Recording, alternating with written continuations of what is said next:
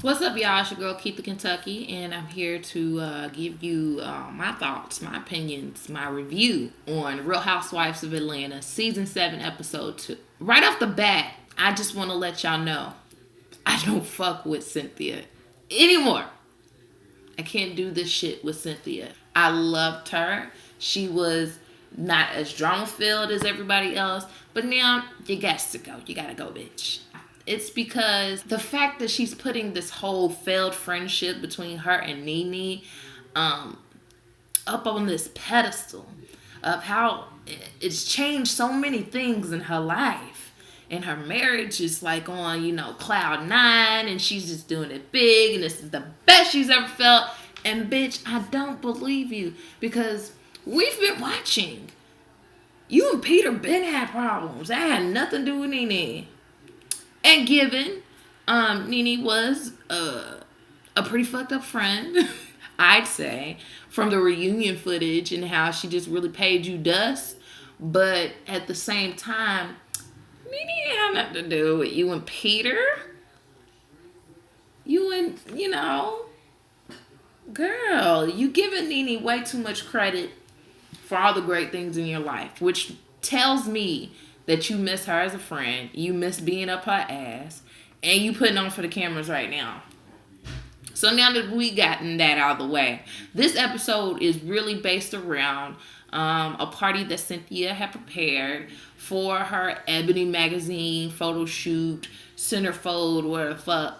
She looked good in the pictures. I will give her that. Cynthia looks amazing for her age, and it just goes to show that black just cannot crack, bitch.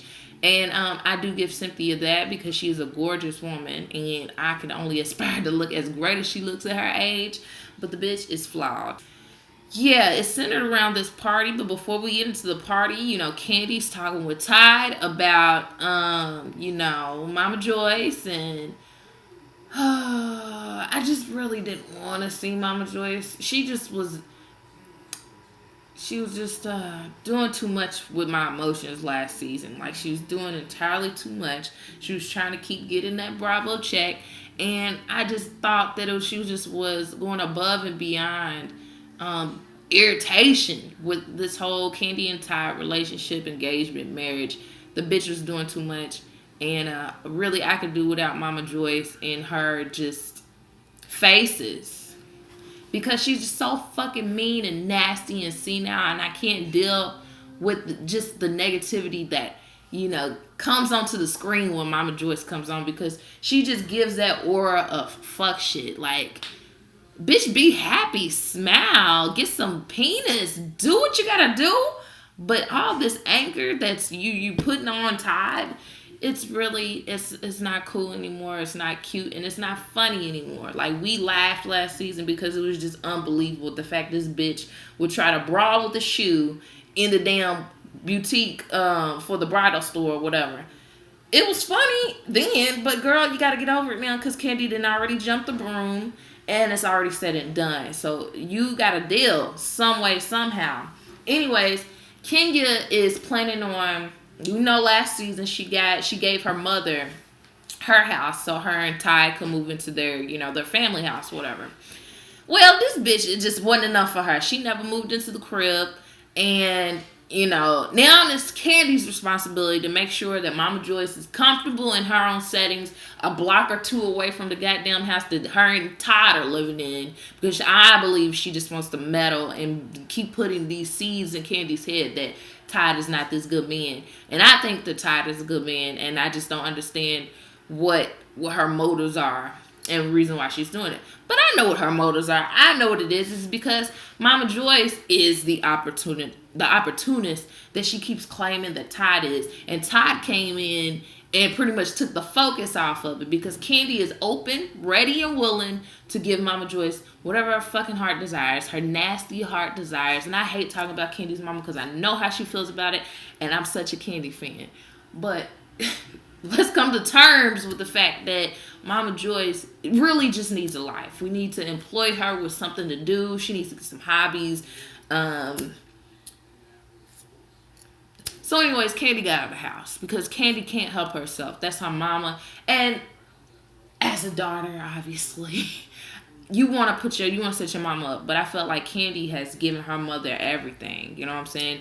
Kandi has allowed her mother to almost dictate every situation concerning her marriage and engagement and relationships, even from when she was married to or about to get married to AJ. She's always been involved, and I think it's about time to let this go. I think Mama Joyce, we need to go on OK Cupid or Match or Plenty of Fish.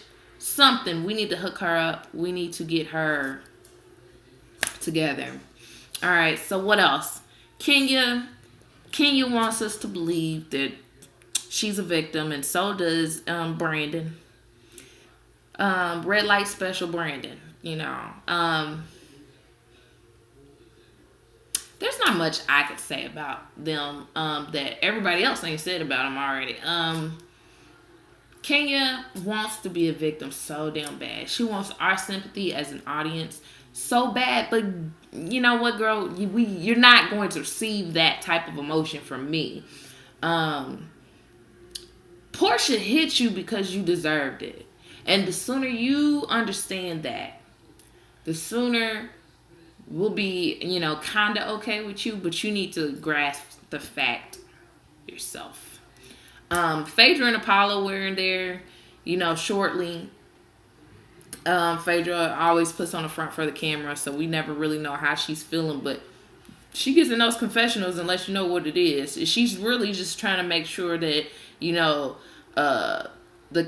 prince and the president, whatever the hell she calls her kids, are straight and they're unaware of all the fuck shit that's going on as far as her husband, future ex-husband, going to jail. So she's really just trying to make sure that all's calm on the Western Front out this bitch before, everything just hits the fan. And Apollo is planning on letting his kids know that he will be going to jail for 8 years. He got 8 years, right? Yeah.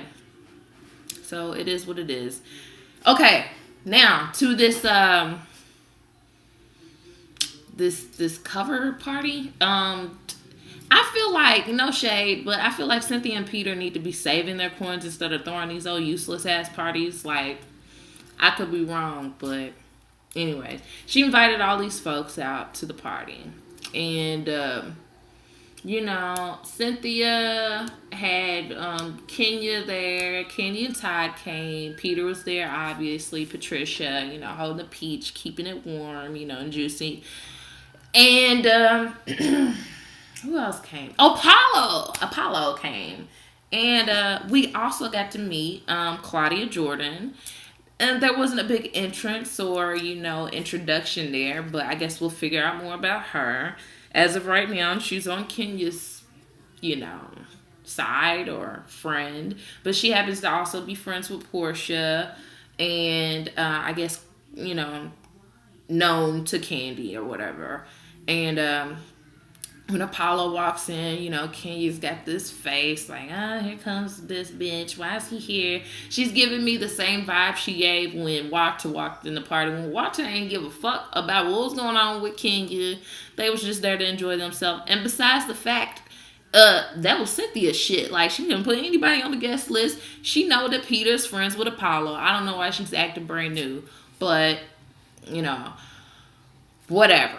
So at some point, Apollo pulls Kenya to the side because everybody's, getting ready to leave or whatever. Kenya got in her feelings. She's ready to go because Apollo's there. She can't enjoy herself. She's uncomfortable. Well, Apollo pulls her to the side and he's like, yo, I just want to apologize about all this shit. And to me, like, Kenya, I understand where you're coming from, I guess. Now that I know what the real tea is. But, bitch, accept an apology. Ain't nobody got to go into all these separate accounts of when they did you wrong. Except that somebody said, I'm sorry, I apologize. And that let it be what it is.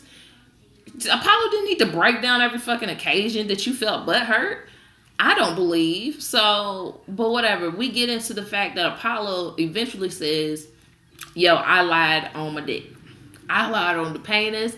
I said to Phaedra that you offered me fellatio, but in real life, I know you didn't. We know you didn't do that.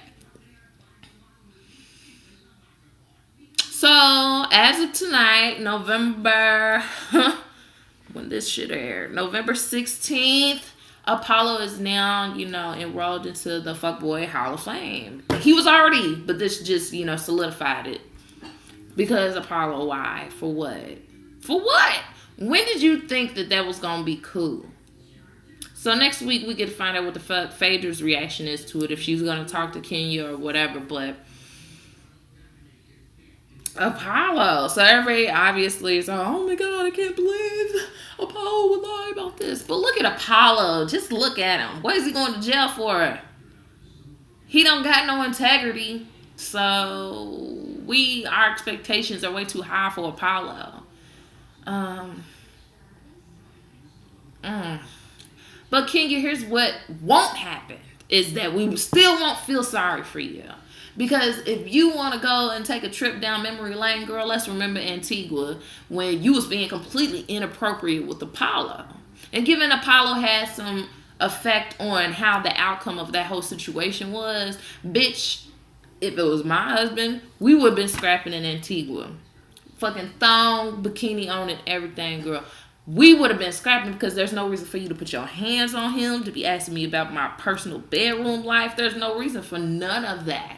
So, bitch, no. We still don't like you.